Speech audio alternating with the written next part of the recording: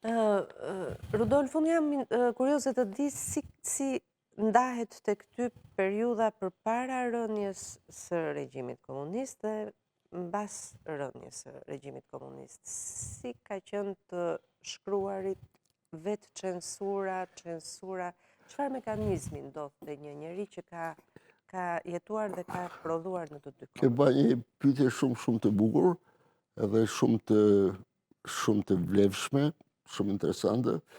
Unë mendoj që unë jam në ato njerëz që nuk e pranojnë ndamin e para 90-s, mas 90-s.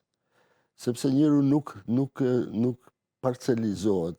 Unë jam i njëjti njeri që kam jetu në kohën e komunizmit dhe në para komunizmit.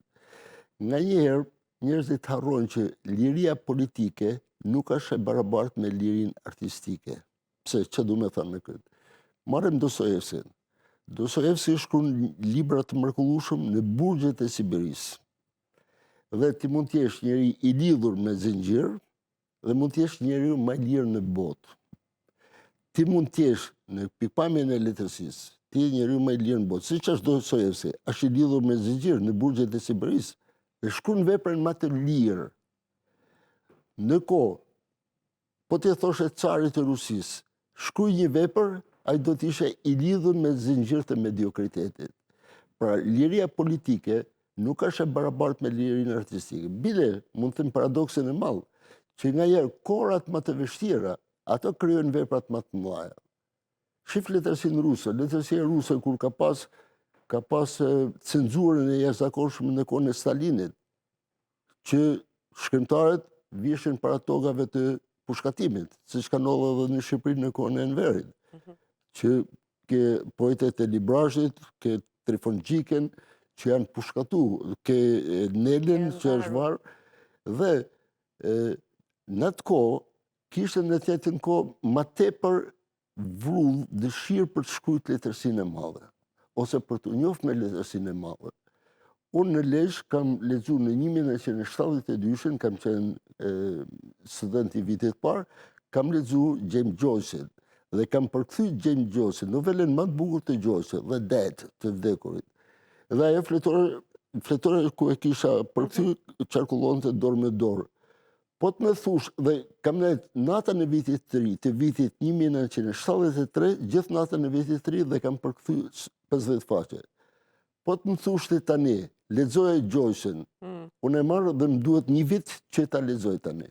Atëherë lexoshe për një natë, sepse ishte libër i ndalum dhe më jepshin sot me kushtet që më ia dorëzoj të Zotit nesër. E kuptoj. Dhe do të thënë periudhat e vështira ndonjëherë e nxisin shkrimtarin me shkruajt veprat më të mira të vetat. Kështu që nuk është gjithsesi, natyrisht ka qenë një vend me cenzurë të jashtëzakonshëm. Ti ishe detyruar për të shkruajt një vjersh, 2 vjersha, 3 vjersha, 3 poezi që ja jepshe si bakshish kamarierit që kamarieri me të shërby ty. Dhe pas atyre 3-4 poezive për partinë, për t'ia bërë qefin cenzorit, ti futshe pasaj një poezi tjetër që e kaloshe cenzorin. Dhe kjo ishte loja që bashkë në kohën e komunizmit. E kuptoj. Shkrimtari nuk përcaktohet liria e shkrimtarit prej kushteve politike. Shkrimtari si qenje artiste, ai që është krijues, piktor, muzikant, shkrimtar, ai po të jetë i talentuar, ai ka lirin brenda vetes.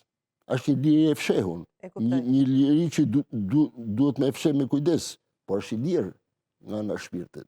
E kuptoj. Sepse ai cenzorin nuk, sado që të më detyrojnë nuk në kokën time, ai nuk ma kontrollon kokën time. Brenda kokës time unë kam ato mendime që ai nuk i din. E qartë.